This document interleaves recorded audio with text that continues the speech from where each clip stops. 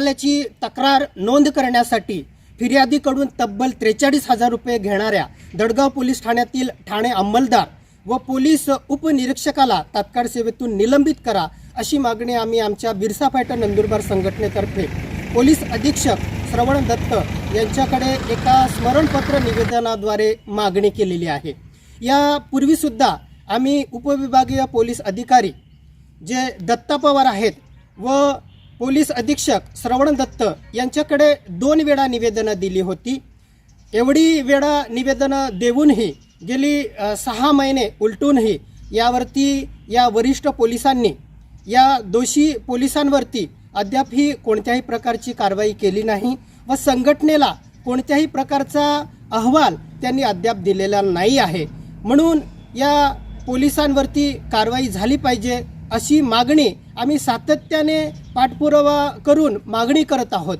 परंतु पोलीस हे दडगाव पोलीस जे संबंधित पोलीस आहेत हे फिर्यादीची अशा प्रकारे वारंवार लूटमार करत आहेत, पैसे घेतात।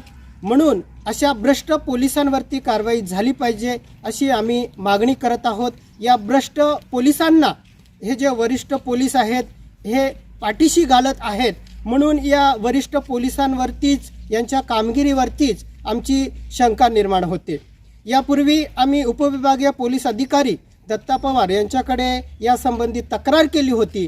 त्याच्यानंतर दत्ता पवार यांनी या बाबतीत चौकशी केली, त्यांना या प्रकरणामध्ये तथ्य आढळलं। म्हणून या संबंधित दोषी पोलिसांनी फिर्यादीलाच 43,000 रुपयाऐवजी तब्बल 1,00,000 रुपये देऊन हे प्रकरण दाबण्याचा प्रयत्न केला।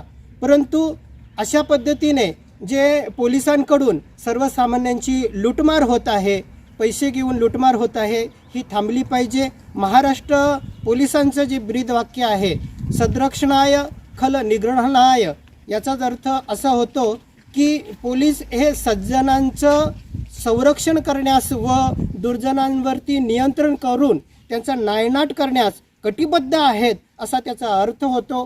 परंतु या दडगाव पोलिसांनी अशा पद्धतीने फिर्यादीकडूनच सर्वसामान्य तक्रारदारकडूनच पैसे घेऊन या ब्रीदवाक्याला एक प्रकारचा काळिमा फासलेला आहे। म्हणून या भ्रष्ट पोलिसांवरती कारवाई झाली पाहिजे, पोलीस अधीक्षक यांनी यांच्यावरती कारवाई केली पाहिजे अशी आम्ही बिरसा फायटर संघटनेतर्फे मागणी करत आहोत।